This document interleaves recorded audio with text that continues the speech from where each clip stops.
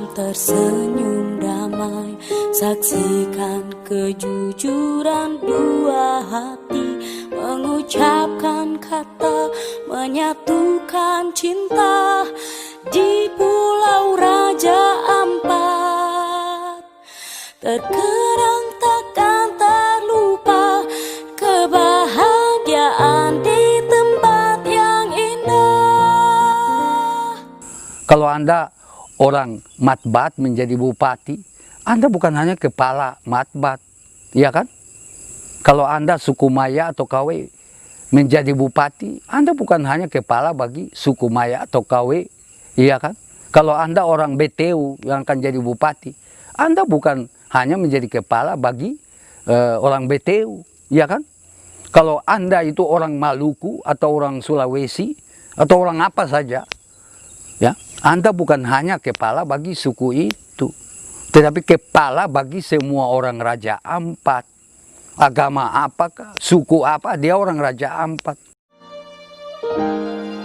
Rasa damai membasuhi jiwa, ku dapat bersamamu, oh sang cinta, kan selalu ada, selalu terjaga di dalam setia ini.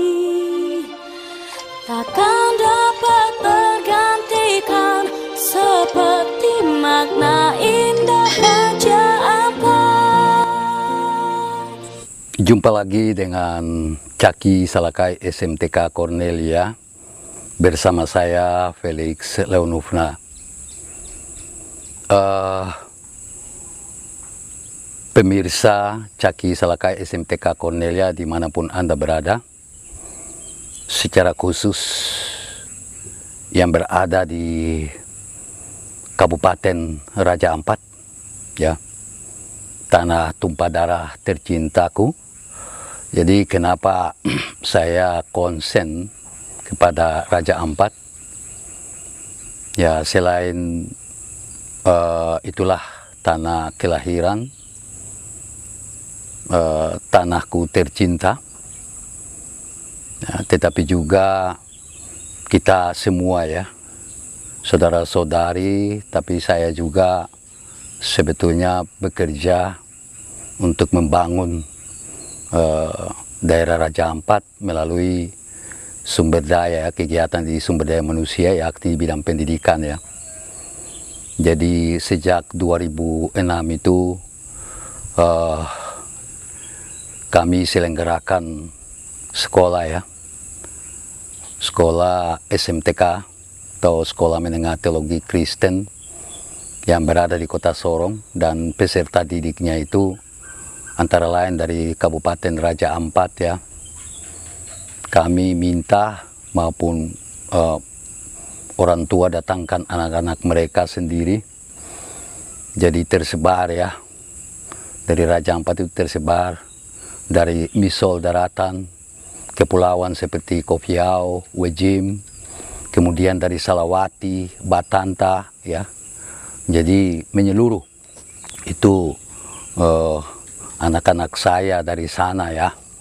Mereka ada yang sudah tamat, sudah bekerja, rata-rata kuliah dan sudah sarjana dan bekerja di mana-mana, ya. Kuliah pun di mana-mana, bahkan sampai ke Jakarta.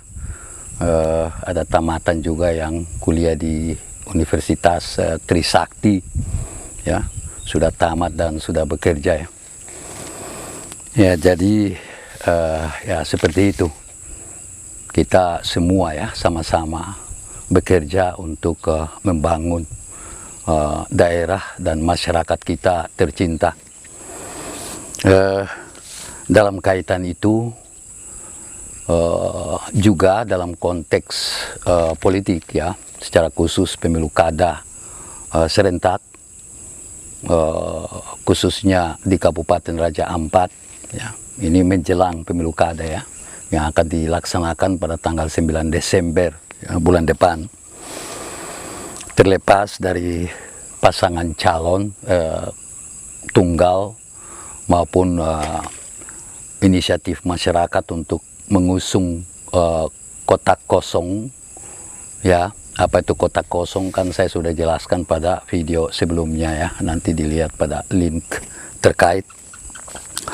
Ya, terlepas daripada itu, tetapi juga di dalam konteks politik, saya mau mendorong masyarakat Raja Ampat, secara khusus generasi muda, untuk harus punya cita-cita ya. Cita-cita yang saya maksudkan itu secara khusus cita-cita untuk menjadi bupati Raja Ampat ya.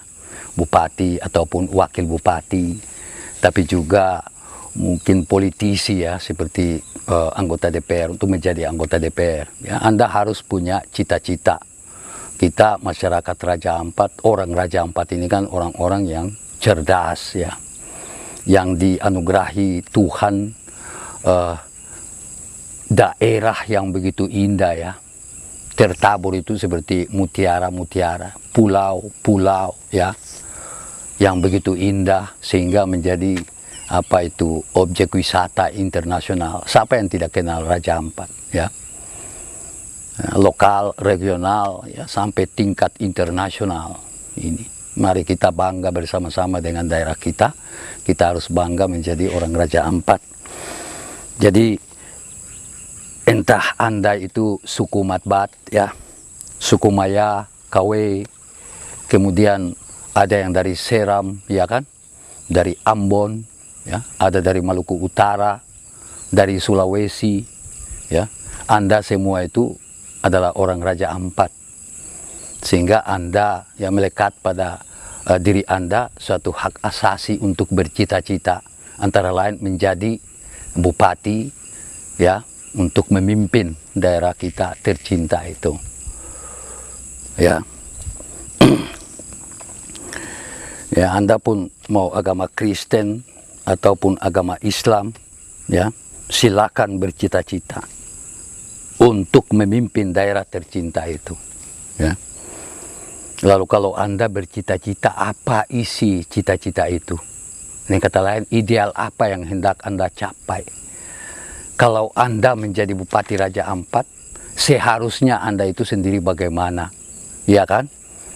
Selanjutnya bagaimana Anda memimpin daerah itu?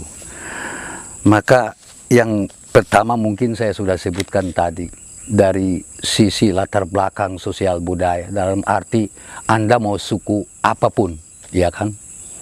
Status ekonomi Anda apapun, status sosial Anda apapun, harus bercita-cita untuk memimpin Raja Ampat ya.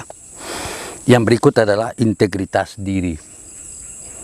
Kalau saudara bercita-cita, Anda ya, anak-anakku, saudara-saudariku ya, mau menjadi Bupati Raja Ampat, maka saya bilang harus punya integritas diri. Apa itu? Ya, saudara harus punya jati diri yang sesungguhnya. Pertama, saudara punya kepribadian dan sifat sosial yang baik. Ya, jadi kalau Anda suka mabuk-mabukan, ya berhenti mabuk. Ya, berhenti mabuk-mabukan. Kalau ada hati yang condong untuk berbuat jahat, berhentilah itu. Kembangkanlah kepribadian yang baik, tumbuhkanlah itu. Dalam hubungan dengan sesama manusia ini sikap sosial, tadi pribadi, sekarang sikap sosial. Jangan melihat dari sisi agama, jangan melihat dari sisi suku atau ras, ya. Sedapat mungkin bisa mengembangkan hubungan yang baik dengan sesama manusia, siapapun dia itu, secara khusus orang Raja Ampat. Lalu dalam hubungan dengan lingkungan hidup. Jadi saudara bukan hanya menjalin hubungan dengan sesama manusia, mengasihi sesama manusia, tetapi juga terhadap lingkungan alam sekitar harus punya rasa cinta atau kasih sayang ya kepada alam lingkungan di Raja Ampat itu ya. Yang berikut harus punya apa ya? Ya, itu terkait dengan kerohanian. dalam arti spiritualitas Anda itu. Punya hubungan yang baik dengan Tuhan, ya, lalu yang tadi hubungan dengan sesama manusia dan alam sekitar. Anda harus pastikan bahwa Anda pun tidak memiliki atau menghilangkan kecenderungan-kecenderungan jahat. Ya, kalau bukan punya barang, jangan ambil sembarangan, ya kan? Lalu kemudian dalam kehidupan rumah tangga, ya, harus menata dengan baik kalau saudara itu sudah berumah tangga. Kalau belum, ya harus berpikir untuk ketika berumah tangga harus menjalani itu dengan baik. Karena ingat, saudara bercita-cita untuk memimpin Raja Ampat, ya kan? Itu integritas diri antara lain, itu hal-hal itu yang harus diperhatikan, dipupuk, ditumbuh, kembangkan. Kemudian harus tanamkan di dalam diri dari sekarang ini, ya, untuk menghindari nepotisme. Nepotisme itu apa? Ya kan, orang kalau sudah jadi bupati, kadang-kadang ya di sekitar dia itu kan dia punya keluarga saja, ya. Jadi dia punya keluarga, entah itu kerabat dekat atau jauh. Itu yang biasa di sekitar ini, kebiasaan yang tidak patut untuk dicontohi, ya. Entah di mana saja, kan itu sudah menjadi hal umum. Lalu mulai jatah proyek untuk keluarga, ya. Ya itu, seperti itu. Lalu pada akhirnya apa, membangkitkan iri hati dari orang lain, kan? Ya, usahakan untuk hal-hal itu tidak boleh. Atau mungkin tim sukses sendiri, ya. Tim-tim sukses itu dikasih jatah-jatah. Ini kan yang biasanya beredar, ya, isu-isu seperti itu. Saya pikir kalau di Raja Ampat entah ada atau tidak ada, ya. Tapi di sini dalam kaitan dengan cita-cita tadi, kalau mau menjadi pemimpin di daerah, mau pimpin masyarakat, mau menjadi bupati, maka hal ini harus diperhatikan. Katakanlah, sampaikan secara santun dan tegas kepada keluarga, iya kan? Jangan, ini daerah ini bukan milik kita sendiri, iya kan? Pemerintahan ini bukan milik kita sendiri. Jabatan bupati ini kan bukan milik turun-temurun, kan? Tidak, ini demokrasi. Jadi jangan sampai kamu keluarga ini terlalu macam begitu lalu bikin susah saya, iya kan? Ini harus dari sekarang, ya, kalau bercita-cita harus ditanamkan di dalam diri. Sahabat bilang tidak memberikan perhatian kepada keluarga, berikanlah perhatian, tetapi yang sewajarnya. Jangan sampai seolah-olah, itu yang tadi saya bilang itu, seolah-olah pemerintahan itu pemerintahan keluarga, ya. Daerah itu daerah milik keluarga, ya. Kekayaan daerah itu kekayaan milik keluarga. Ini jangan. Ya. Kemudian kolusi. Kolusi ini juga, ya. Jadi kalau bercita-cita jadi bupati sudah harus tanamkan itu dalam diri mulai dari saat ini, ya. Ya, kalau partner dengan DPR, ya partner, ya kan? Tapi jangan sampai kasih jatah-jatah kepada anggota-anggota DPR. Mereka kan sudah punya gaji. Kan kalau mereka bilang, Pak Bupati kasih saja jatah proyek ini, ya Anda seluruhnya kalau jadi bupati kan harus bilang, oh tidak Pak, Pak kan sudah punya gaji. Sekarang ini kan gaji bupati, gaji DPR itu sekitar 4, ya kan, pendapatan mereka itu sekitar 40-an juta, ya. Jadi ajarlah anggota DPR supaya merasa cukup. Sehingga apa? Bilang mereka, jangan bikin susah saya. Iya kan? Anda kan punya tugas, itu tugas 3 fungsi pokok DPR itu. Yaitu apa? Legislasi, anggaran, dan pengawasan, kan? Jadi bantulah, mari kita kerjasama, bikin peraturan daerah itu. Kemudian mari kita sendiri merencanakan anggaran itu sama-sama, ya. Lalu Anda melakukan pengawasan supaya saya sebagai bupati itu bisa bekerja dengan baik. Jangan sampai kita semua ditangkap oleh KPK. Bilang mereka begitu. Kalau Anda mau dapat proyek lah yang sewajarnya, harus ada perusahaan-perusahaan yang memang harus memenuhi syarat, harus secara hukum, seperti itu. Tapi bukan bilang bahwa ini kok dapat proyek ini, dapat proyek ini. Ini susah nantinya. Anda ketika menjadi pemimpin nanti sulit, ya. Bukan hanya Anda bertanggung jawab, ya, kepada masyarakat, tanggung jawab secara hukum, tapi Anda pun bertanggung jawab kepada Tuhan yang menganugerahi daerah yang begitu indah, masyarakat yang begitu bersahaja, ya, begitu indah, begitu cantik, begitu ganteng, ya, begitu hebat, ya. Jadi bisa ingatkan itu kepada partner Anda DPR itu untuk tidak boleh seperti itu, secara santun, tegas, ya. Nah, dengan demikian masuk kepada poin kelima, Anda bersih dari korupsi, ya. Ini kebanyakan tuh yang di sekitar-sekitar itu yang bikin Anda bisa terbelit dengan problem itu pidana, yaitu tindak pidana korupsi. Korupsi itu apa? Barang yang bukan milik Anda ambil. Iya kan? Uang yang bukan Anda punya, Anda ambil. Jadi, keuntungan yang wajar menjadi tidak wajar. Karena mungkin pengusaha harus kasih Anda lagi uang. Padahal kan memang Anda punya gaji kecil, misalnya kalau Anda jadi bupati. Kan gajinya mungkin 6 juta sekian, ya. Tapi kan ada tunjangan ini itu yang melekat pada jabatan Anda sehingga menjadi hak Anda. Harus belajar untuk merasa cukup. Memang kecukupan itu orang bilang relatif. Kan kalau orang sudah kaya, punya uang sudah miliaran, puluhan miliar, triliun, tapi dia kan tidak puas. Jadi menurut dia kecukupan itu relatif.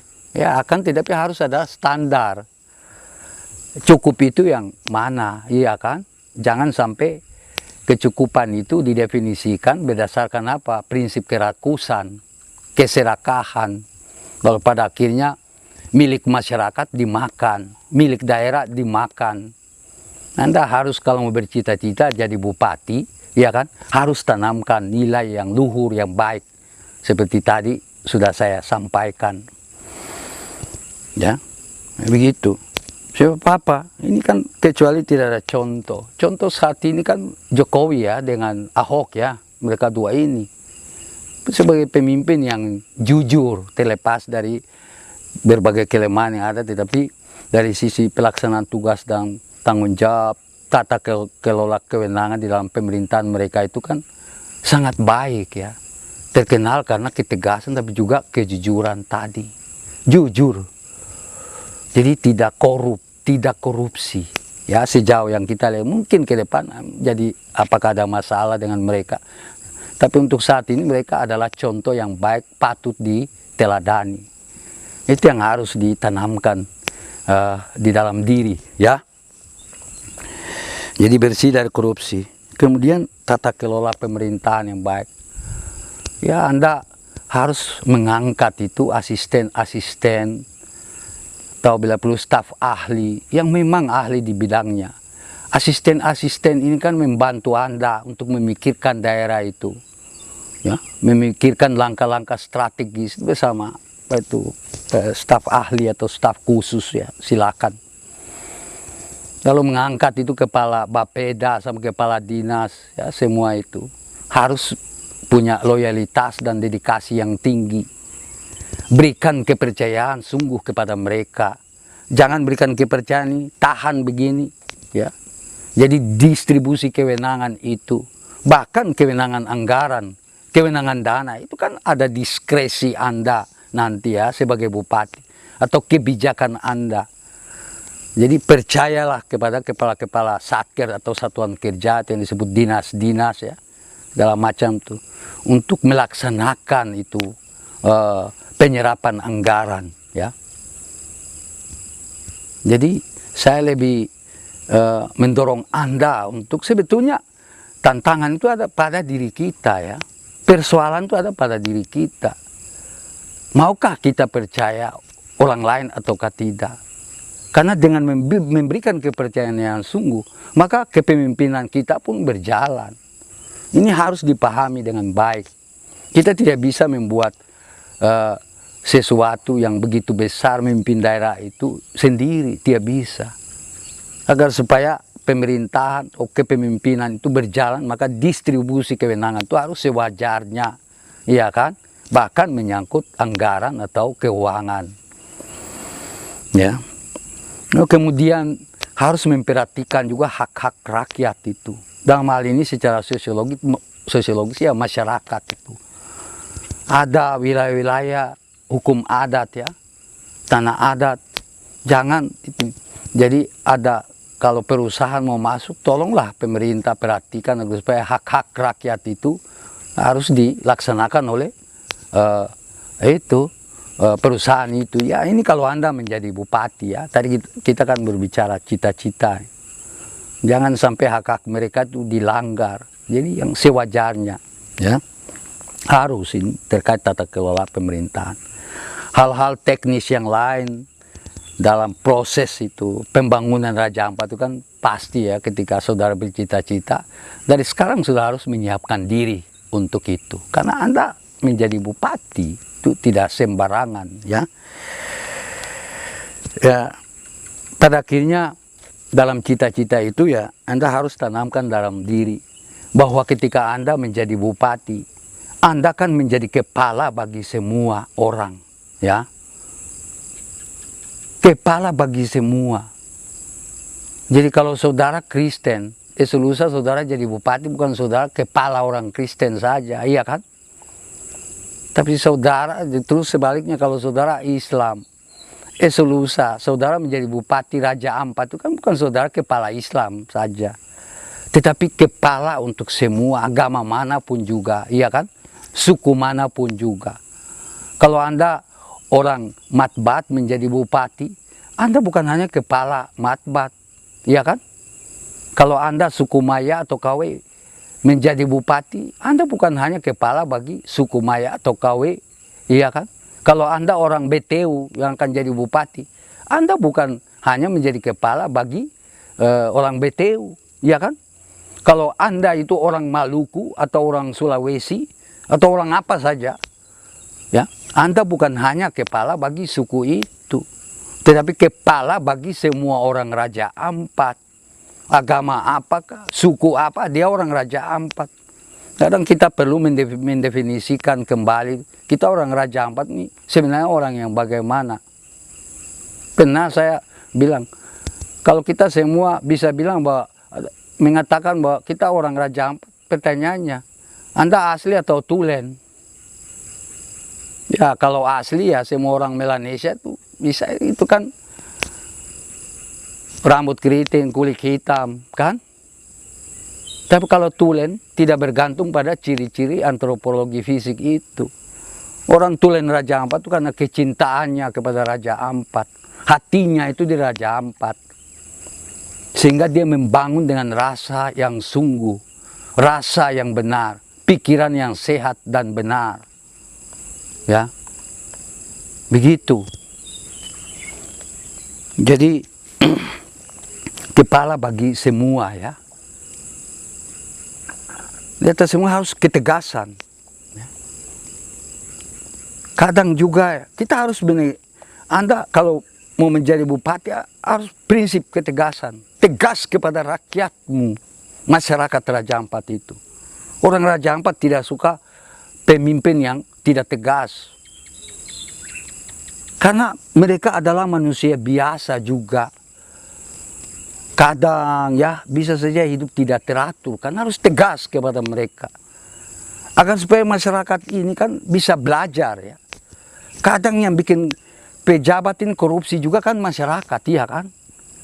Orang tidak tahu ini, dia minta uang selalu begini, begitulah, pada akhirnya apa? Bupati ini pikiran sakit. Mungkin dia perintahkan, kok alokasikan ini. Lalu sudah tidak teratur lagi, kacau. Jadi siapa yang korupsi sebenarnya? Iya kan? Apakah dari rakyat, oleh rakyat, dan untuk rakyat korupsi?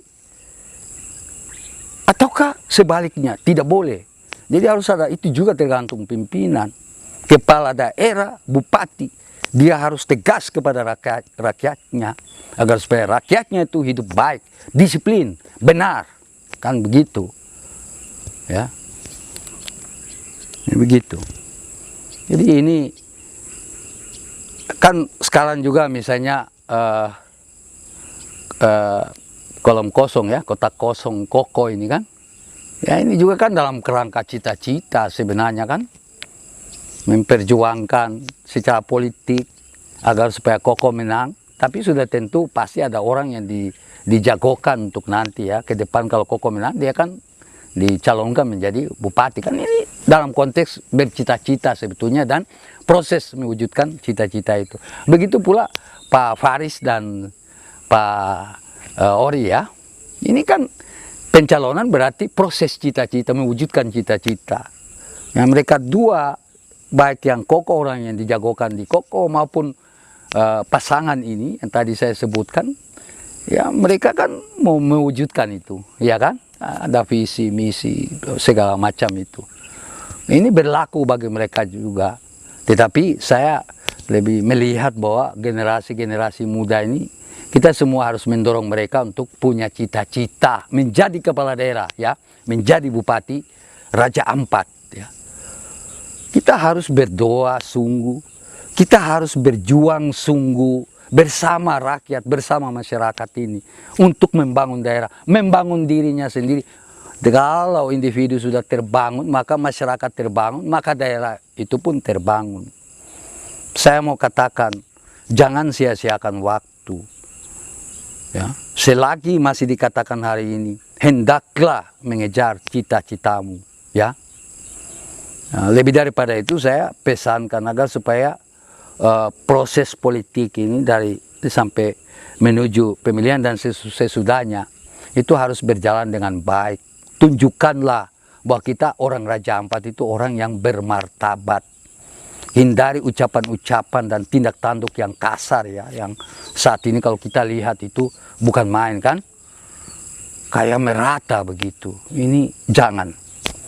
Kita jangan memikirkan diri kita sendiri, tapi memikirkan juga anak cucu kita ke depan.